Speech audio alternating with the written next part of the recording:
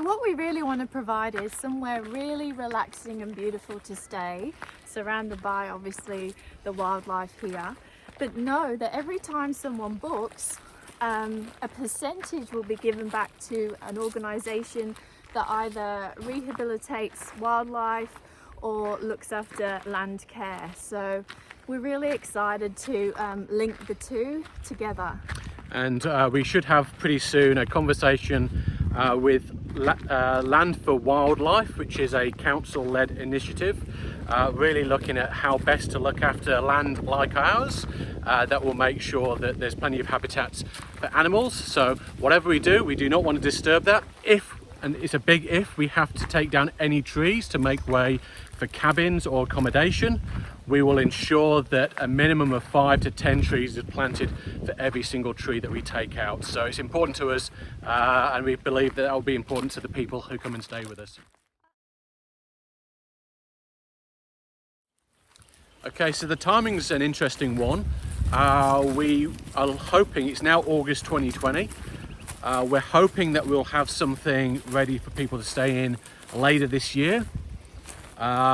Depending on council permissions and anything else that we need to pay for the damn thing, and we're obviously looking for people's input into what the first accommodation will be, and depending on how complex it is, we'll obviously may or may not push out timeframes. So hopefully late 2020 or early 2021.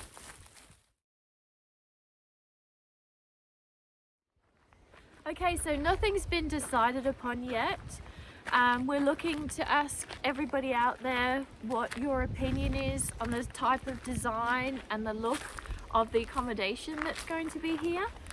We personally have been inspired by taking trips to North America, to the snow, in log cabins and things like that. However, here in Australia, there's a huge tiny house movement. There's also those beautiful glamping yurts and also glamping tents. And there's shipping containers, there's all sorts that can be repurposed into accommodation. So ultimately, yep, it's up for grabs. We'd love to hear what you think would be a good idea for our first cabin, and then who knows what will come after that.